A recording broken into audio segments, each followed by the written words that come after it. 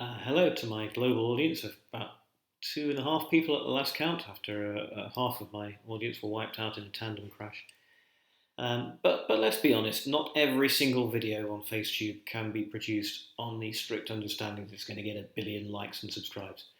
A lot of us have to be just willing to talk to 1.5 to 2 people in the hope that something we say will do somebody some good, and that's better than nothing. So, welcome to my small audience. And I think it's time to do another wee podcast series. This will be 4 or 5 episodes, including this one, on the topic of Christian revival. And the reason I've been intrigued by that lately is I've seen a lot of stuff spoken by Christians on the topic. And it set me wondering, so I'm ex-church. I'm not going back to church.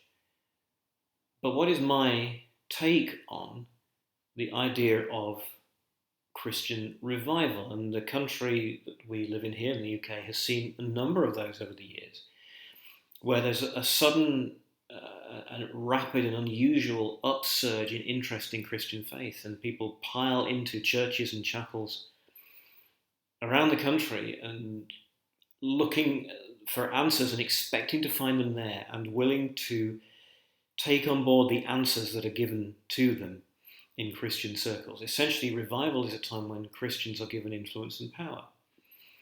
At the moment, I don't want that to happen, because the fact of the matter is that church, as she is at the moment, is not mature enough to handle lots of power. There's no reason why that has to stay that way, but that's the reality at the moment. But at the same time, if I just wish downfall and destruction on church, then I'll be no better than church. I'm paraphrasing, of course, the late, great President Nelson Mandela on that. There's a lot of good people in church circles, and it is my duty as a human being, and my duty as someone who remains compelled by the idea that if God became human, which is at the heart of Christian faith, if God became human and was moved to compassion by that experience, then it changes absolutely everything. As such, it's my duty to wish people well. So, what is the take on someone who has reservations about whether church is good news on the idea of church being successful? And I want to look at a few things here. One is the prevalence and deep-rootedness of toxic and rogue leadership in the church. And these aren't outliers in a few rogue churches, right? When a rogue leader becomes successful, he, and it's usually he, but occasionally she, makes a lot of money, gets a lot of clicks, likes, and subscribes and upvotes for churchy stuff. And church, you are responsible for these people. They sit among you. You buy their magazines, you buy their books, you pay them to come and speak at your conferences. You need to address your stuff here.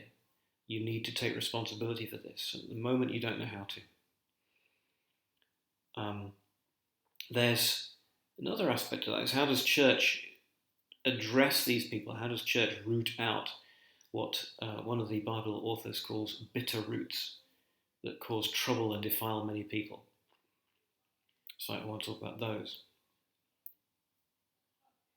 And there's the whole business of how church deals with power and success, and how church addresses the recent history of what's happened when it's had power and success. Because Leslie and I, and many others like us,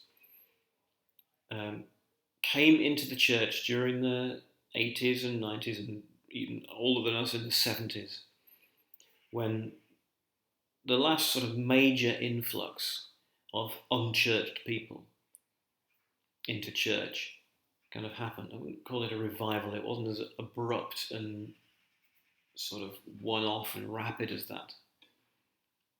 But we came in, we were promised the moon on a stick, and we were burned up, chewed up, and spat out. And you bring that to the attention of church, and church doesn't want to know. Church would rather pretend to repent on behalf of the gay homosexuals.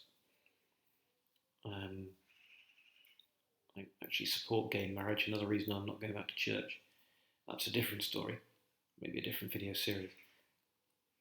But in this series, I want to talk about why I don't think giving church as she is at the moment a whole lot of power it would be good news, right? And good news, right? That's a meaningful phrase in the context of Christian faith. Gospel means good, an old English word meaning good news. So if church isn't good news, it means there's something fundamentally wrong with church. I think there is. So I want to address some of these things from the point of view of people who remain compellingly interested in the idea of Jesus of Nazareth perfectly representing God, but who are profoundly concerned with what church has become. Okay, so in the next episode, I'm going to talk about witch hunts.